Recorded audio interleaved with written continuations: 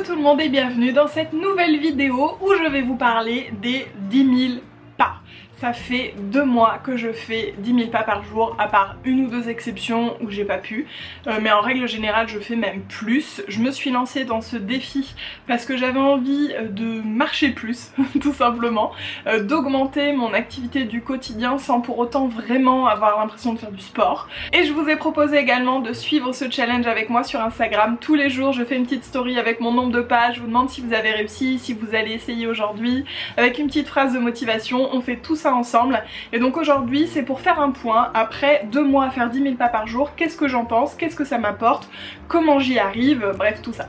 Pour commencer, pourquoi 10 000 pas? C'est un chiffre comme ça, ce n'est pas du tout scientifique, c'est même marketing à la base, donc c'est vraiment pas obligatoire cette histoire de 10 000 pas, c'est pas si vous faites pas 10 000 pas par jour, vous n'êtes pas en bonne santé, c'est pas le cas.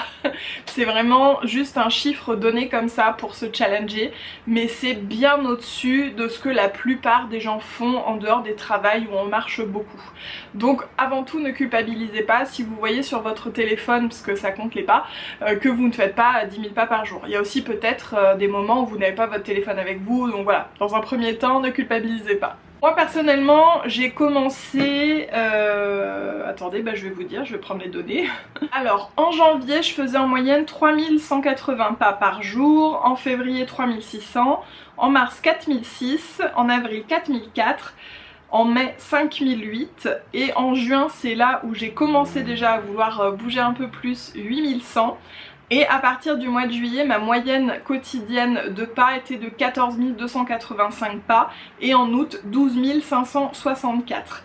Donc on est sur 2 mois à plus de 10 000 pas finalement, où j'ai triplé, voire plus en fait, les pas que je faisais avant. Si vous ne le savez pas, moi je travaille sur mon ordinateur, chez moi.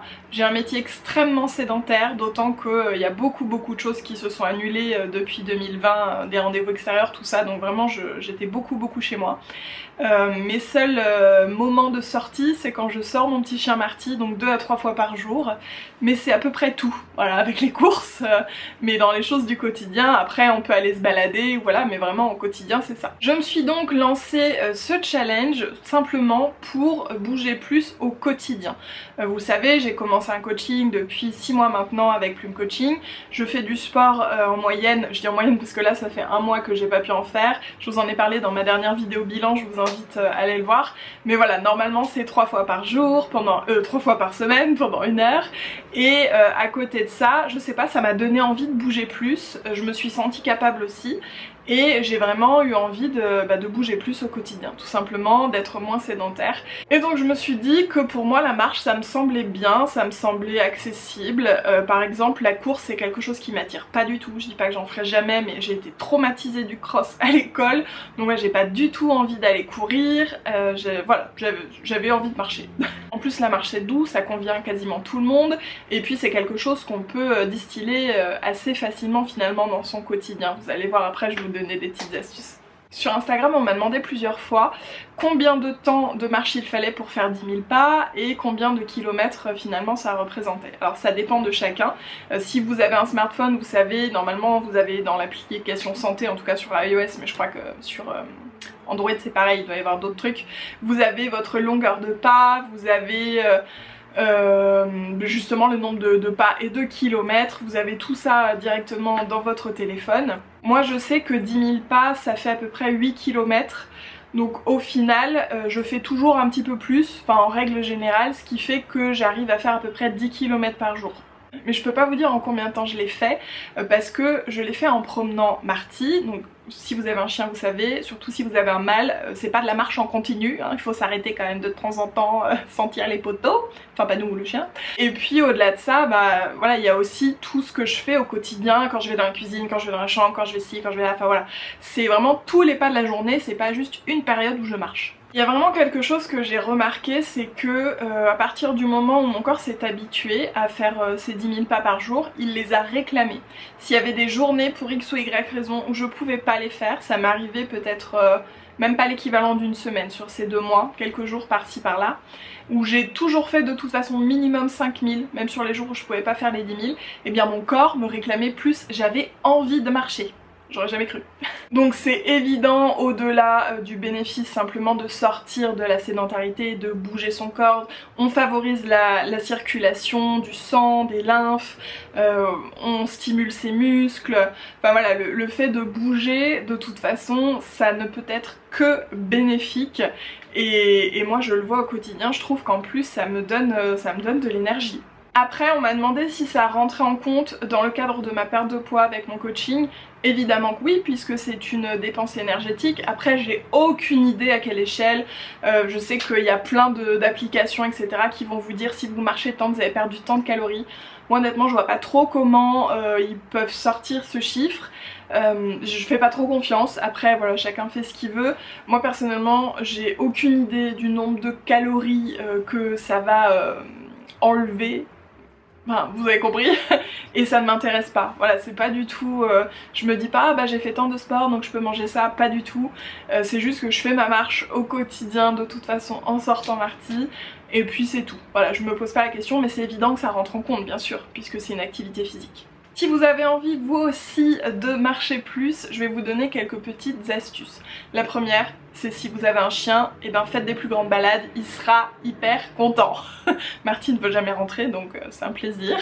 Ensuite évidemment, essayez de moins prendre les transports, moins prendre la voiture pour les petits trajets.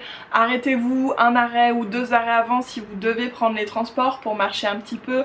Pourquoi pas sur votre pause déjeuner, profitez-en pour marcher un petit peu aussi, vous balader, prendre l'air. Sachant que les applications prennent en compte les étages, vous pouvez bien évidemment monter à pied les escaliers au lieu de prendre l'ascenseur. En voiture aussi, vous savez qu'on a toujours tendance à se garer au plus près de là où on doit aller, et bien là pourquoi pas faire l'inverse et se garer au plus loin dans le parking. Vous pouvez aussi marcher chez vous, c'est l'occasion par exemple si vous êtes au téléphone, alors pas en zoom parce que ça va donner le tournis, mais si vous êtes au téléphone, vous mettez, ou même le téléphone ou un kit main libre et vous en profitez pour marcher chez vous. Au moins, eh bien, vous bougez et vous n'êtes pas assis dans le canapé en train de griffonner sur un bout de papier. Toujours chez vous, favorisez les déplacements, c'est-à-dire ne pas forcément tout avoir sous le coude.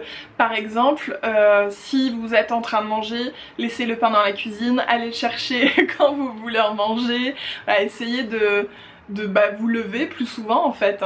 Il y a également plein d'activités qui font bouger et qui font marcher comme la danse, comme des séances de sport où il y a beaucoup de pas.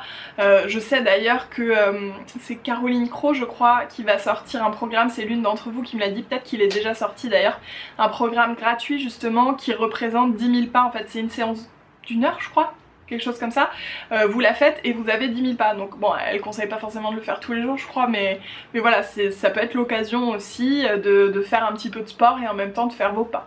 Bref, il y a vraiment toutes les raisons du monde pour sortir, aller vous promener et marcher. Le tout c'est de se dégager du temps.